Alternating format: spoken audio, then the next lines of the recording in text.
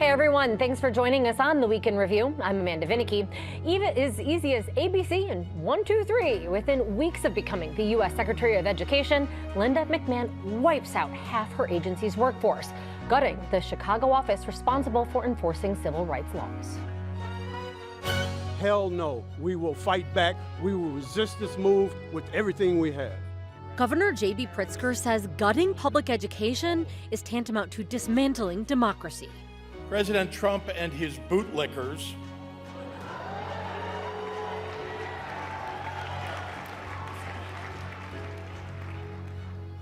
I have other words to describe them too, are tearing down, even as we speak, the U.S. Department of Education from inside. At risk for Illinois immediately, $3 billion expected from the feds and the special education and low-income families those dollars support. This as Trump's Justice Department turns a critical eye toward Northwestern University of Chicago and other universities the president says haven't done enough to combat anti-Semitism. Meanwhile, downtown shootings reinvigorate talks of instituting a curfew. Mayor Brandon Johnson sticks by his whole-of-government approach. There are shootings that happen at 3 o'clock in the afternoon sometimes. Throughout the day, there are moments where shootings take place, and primarily because, of course, there are just too many people who have access to illegal guns.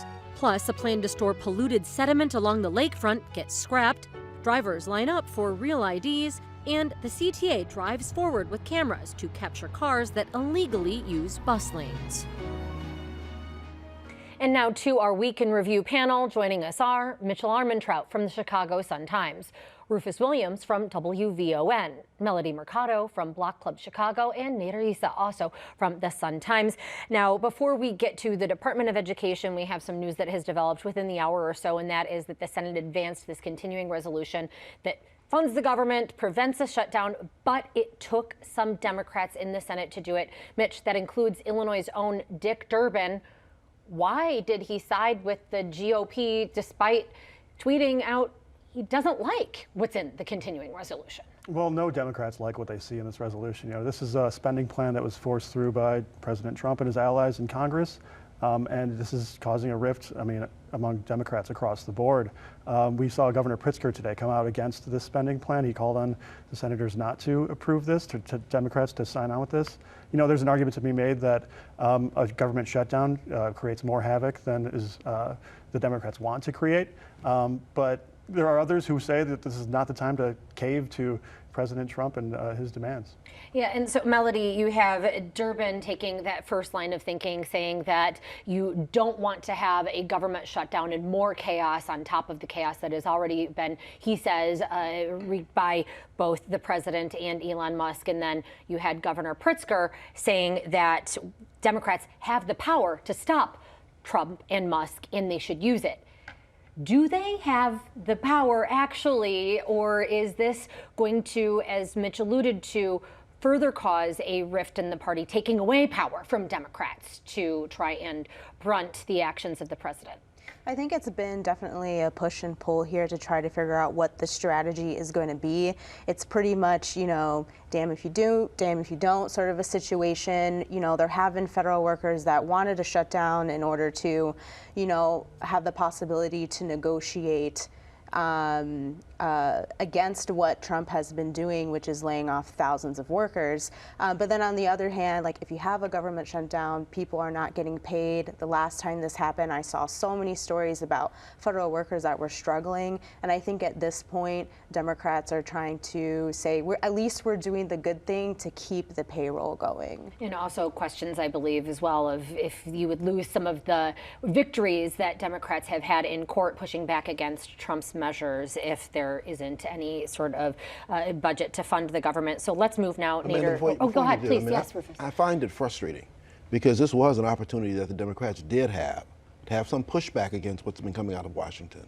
And so the fact that they went in and wanted to be the bigger person and yield without getting anything back in return. Get nothing back. Nothing. That is frustrating, and not saying that the government should be shut down, but certainly negotiate for something, because otherwise Do you think Republicans would have given them any opportunity even to be let in? They needed Democratic votes. This is how you negotiate. They needed the votes. They should have gotten something for them. And instead, walking away with, you think, nothing. Nothing. Nothing. So now we will turn to you, Nader, because this does come as Democrats are very upset about the dismantling of the Department of Education, something that the Education Secretary promises to do. What is the impact here thus far, or could be the impact to Illinois students in classrooms? I mean, it sounds scary. Like, everybody knows the Department of Education. It sort of oversees schools in the United States. It's not necessarily doomsday for American education. The department was created in 1979 by Congress. There were days before it when there wasn't an education department. But the department really administers a lot of federal funding that goes to states to spend mostly on vulnerable populations. And so it sends money to states for schools that have high shares of students who come from disadvantaged economic backgrounds.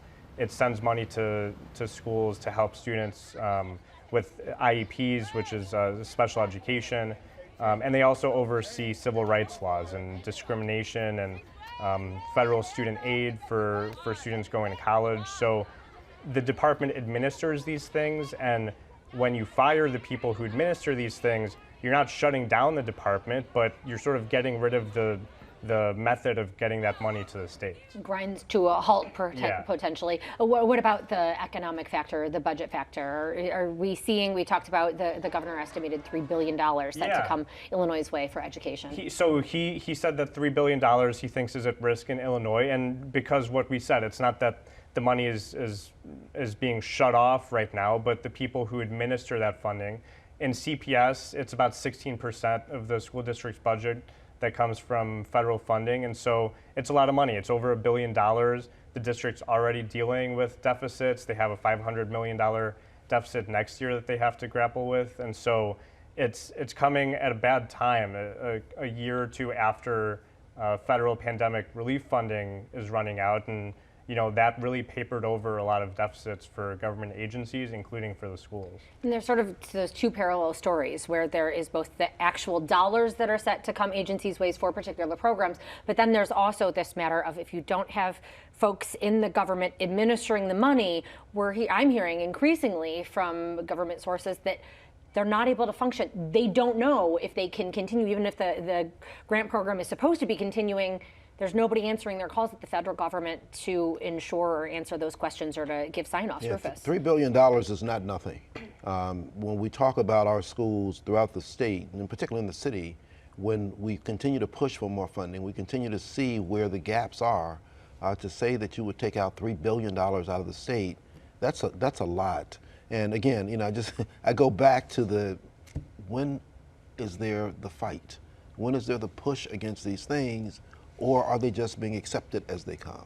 There's got to be some pushback. What sort of fight do you think you could see happening? Or it's not as if Trump didn't promise these things. Some of this he was fairly open about on the campaign trail. Not a surprise to Democrats or his. It doesn't mean we should accept it. I think we are looking at what tends to become an authoritarian government. And as we are citizens and we see this, we have to rise up in a number of different ways. We expect our legislators to do so. We expect the courts to do so. We expect people to do so in the streets.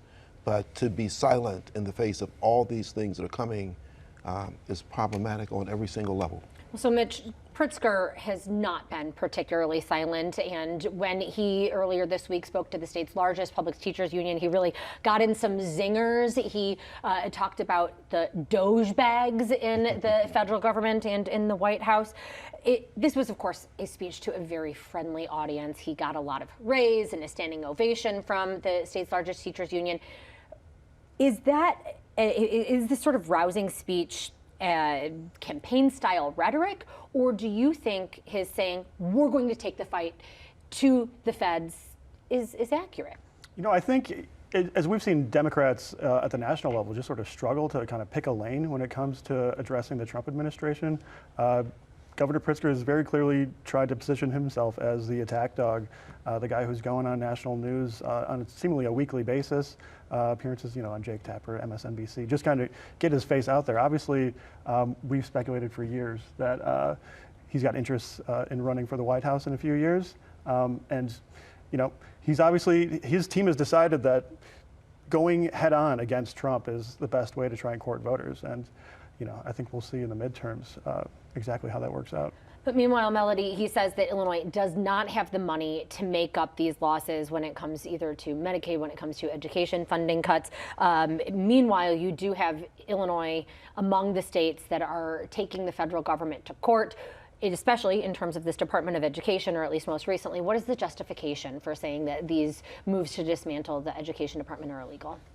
Well, I think it would look bad if our governor didn't join one, or was not one of the 20 states trying to fight to make sure that that these cuts are taken back. I mean, we've heard the governor again trying to make a play to possibly run for president. He needs to play the game, as people say. In Illinois, by the way, notching a win today with another ruling that says many of those employees who were let go in various federal agencies, not I think the Department of Education just yet, that one's still too fresh, but that they should get their jobs back at least temporarily. Now, Nader, all of this comes as universities are under a lot of pressure and a lot of threats, both to lose more federal money if they keep on their DEI offices open. They've already had some research grants rescinded. The president also saying they should not receive money from the federal government if they have healthy endowments. And now looking at an investigation into some Chicago area campuses in regards to what the Department of Justice says is those who chose not to stand up to the tide of rising anti-Semitism. Who is doing the investigating, and what does this look like? Yeah, so the president launched through the Department of Justice this task force that's going around exploring allegations of anti-Semitism and how they've been handled across the country.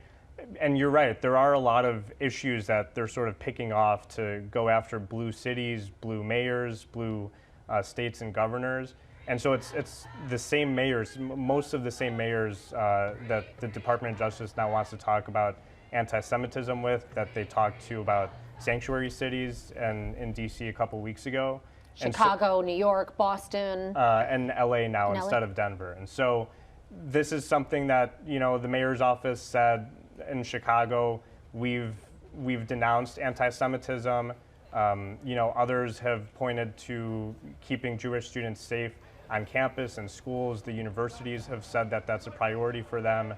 Also keeping Muslim students safe and allowing for free speech and protest. And obviously we saw a wave of pro-Palestinian protests last year, and so there was the fallout of that. Have we seen any changes on these college campuses? Granted, this is just this week, so maybe too early, but have there been changes in policies at Northwestern, at University of Chicago, in light of the Department of Justice's actions? I don't think anything very tangible right now, but we have seen policy changes since the protests last year. I mean, a lot of universities put in pretty restrictive protest and demonstration policies, restricting the time that people could protest, how they could protest, where they could protest.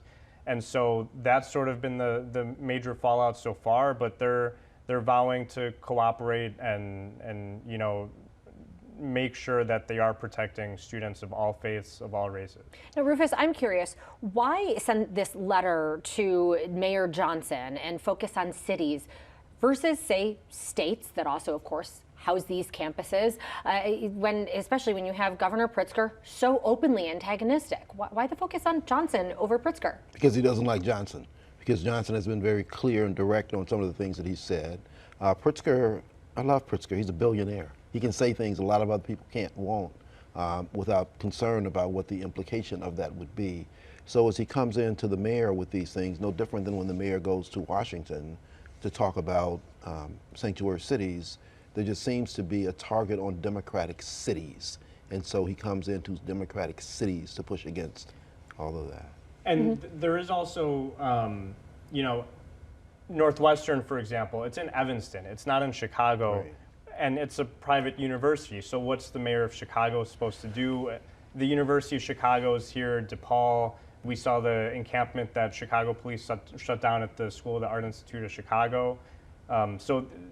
Some things, might be under the mayor's jurisdiction through the police department and his response in that way, but we've also seen that this isn't just at schools or colleges. A lot of protests have, been opposed and people don't like them, and so that's not to say there haven't been incidents that are troubling, but that's sort of the crux of the issue that Attorney General Pam Bondi is going after the Trump administration right now. I think it's important to also point out, as to Nader was saying, it's not that we've seen no inaction from the Johnson administration. Like Nader was saying, we've seen a lot of action through the Chicago Police Department in terms of arresting, I believe it was 68 students from the that were protesting at the Art Institute of Chicago. And so it'll be interesting to see where the Department of Justice chooses to focus their energy on, and whether or not that will be taken into account when doing all these interviews. And we can't miss the fact that there's a you wanted to turn Gaza into a resort. So there's much push against pro-Palestinians, and this becomes just another way to push against that throughout. So we continue to see it. This is just another way of doing it. Sort of use the leverage of the federal government continuously against cities that very much depend on the feds for all of the reasons that we have been talking about. However, Mitch, we did have the U.S. Army Corps of Engineers say that it is no longer going to expand a toxic dump that was near Calumet Park that it had been long been planning on doing. What's being dumped, and why did the Army Corps of Engineers reverse course? So this is a project that environmental activists on the southeast side have been battling for years. The Army Corps of Engineers has said that they need to basically set up a new dump for just a lot of toxic chemicals that are dredged out of the Calumet River, like you said, a really important port of entry for a lot of ships coming in through the Chicago area and even up through Canada.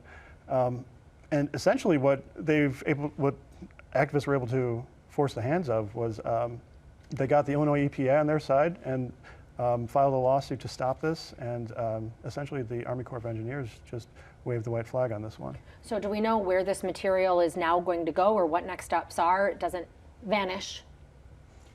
A court suggested other sites, existing sites, rather than dumping it into one new site. And I mean, like Mitch said, this has been a fight for a long time, and the southeast side especially, it's sort of environmental activism. A hub of environmental activism, because there is so much environmental injustice and toxic waste put in that area, and residents around there breathe it in.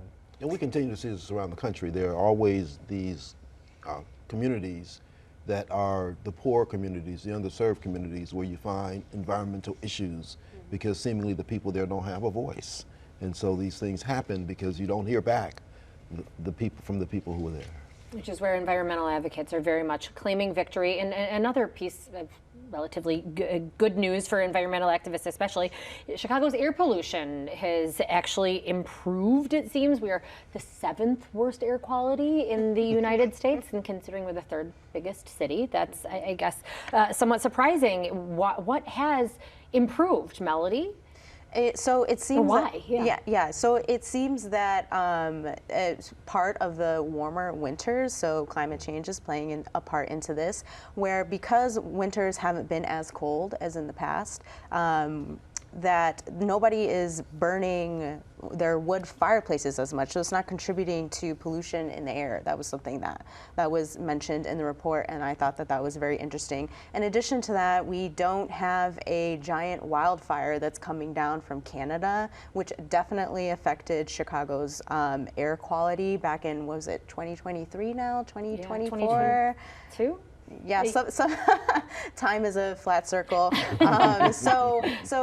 It's nice to see the improvement there, and I think that environmental activists are hoping to ramp this up so that maybe we won't be in the top 10 anymore. But still higher levels of particulate matter than are deemed safe, unfortunately.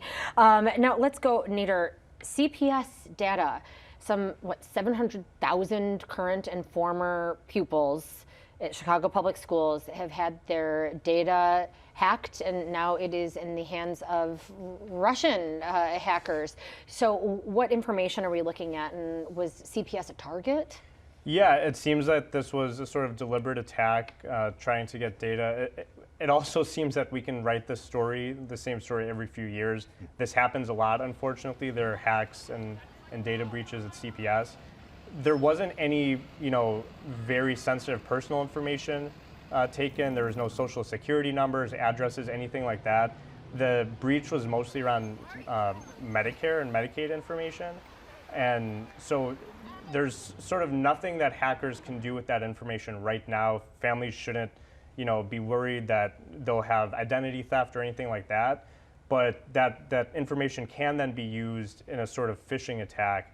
People can reach out and say, hey, we know you're on this policy, or you want these services, and we want to, you owe us money, something like that, to try to get people to cooperate and steal their money that way. But so be wary, be cautious. Yeah, it is quite a lot of people, 700,000 current and former students. Yes, that is a lot of people. Now, Rufus, we have a new push for curfew for minors. 8 p.m. is what Second Ward Alderman Brian Hopkins is suggesting. What prompted this latest push? He has advocated for it before. Shootings downtown. When it gets warm outside, everybody comes out, and unfortunately it leads to gathering and acting out of turn and violence. And so Brian Hopkins has been pushing for this for some time. Every time something happens, the result is to do a curfew. The mayor looks at a holistic way in which we deal with children. And so he thinks about how we can best go in and give them all the other things that they need versus being heavy-handed in the imposition of a curfew. So there are a number of social service agencies that are doing a lot of work with young people. But as we see this happen, and this is the first time it happened, it should not necessarily be a knee-jerk reaction that says, okay, everyone go home and go inside, because one, there's no way to enforce it. But better, it should be ways in which there are alternative things that are found for children to do. And Melody, you've done some reporting on this. Does this have any traction within the city council, or does the fact that he's introduced it before and it hasn't gained any momentum a sign that it is not going to, again, particularly after Lightfoot got a lot of pushback when the former mayor instituted an earlier curfew? Alderman Hopkins is going to attempt to try to get his original ordinance out of the Rules Committee, which is where famously legislation goes to die. The first time around when he had introduced it, sent to Rules right away, I don't see a lot of support, or at least a majority of support, to be able to get this out of Rules and get the ball rolling. However, Alderman Hopkins is planning to call a hearing next month on this exact issue, but I think it's just going to be the same gridlock that we experienced around the same time last year. Meanwhile, Mitch, you have been reporting on Ukrainians. There are some, 40,000 or so that are living in Chicago. And what are you hearing from them after now the Trump administration is talking about revoking their protected status? Well, there's huge concerns across the community. Like you said, almost 250,000 Ukrainians have come to the United States since the Russian invasion.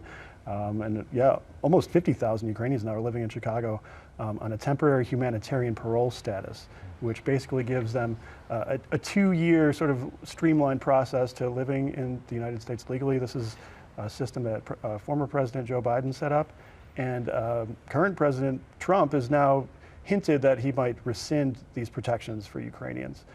So talking to folks in Ukrainian Village and on the Northwest side, where there's huge Ukrainian enclaves, a lot of the concerns that we've heard from other immigrant communities across Chicago, in the Latino community, just about immigration, customs, and enforcement agents knocking on their door and potentially taking them away. There are folks who are concerned in the Ukrainian community about potentially losing their legal status within a month of the president rescinding this. That hasn't happened yet, but everyone's kind of on full alert. And Rufus, we only have about 15 seconds left, but quickly, does it make any difference that Chicago is a sanctuary city and Illinois is a sanctuary state? Does that help them protect? I think it does, because then the authorities cannot go in and find them and remove them. So that's a good thing for the folks who are looking to stay. We continue to come to these things, and there's just a sense of, there's a lack of empathy that comes from from there that just And leaves no lack of everybody. empathy here with me cutting you off, but we are out of time, so I'm sorry to do that to you. I will give my appreciation, of course, to you, Rufus Williams, as well as to Mitchell Armentrout, Melody Mercado, and Nader Issa. We will, however, be back to wrap things up right after this. Chicago Tonight is made possible in part by the Alexandra and John Nichols family, the Polk Brothers Foundation. Additional support is provided by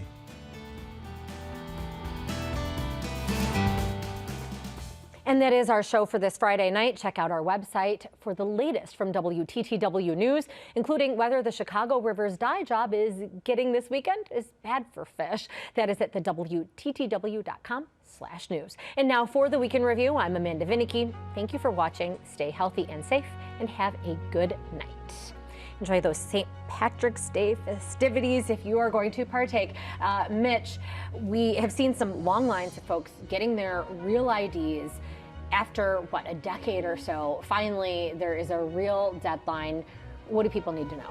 They need to know that you probably don't need one unless you're trying to get on an airplane after May 7th. But if you have a passport, that works too. So it's kind of impossible to get employment these days. But you don't really have to panic, probably. So don't panic unless you don't have a passport, but you do need to get on a plane. And real briefly, Nader, let's go to you. The mayor's gift closet. Are we finally done with this saga now that he has opened it? closed captioning is made possible by Robert A. Clifford and Clifford Law Offices, a Chicago personal injury and wrongful death firm that is proud to give back to its community in Chicago and beyond.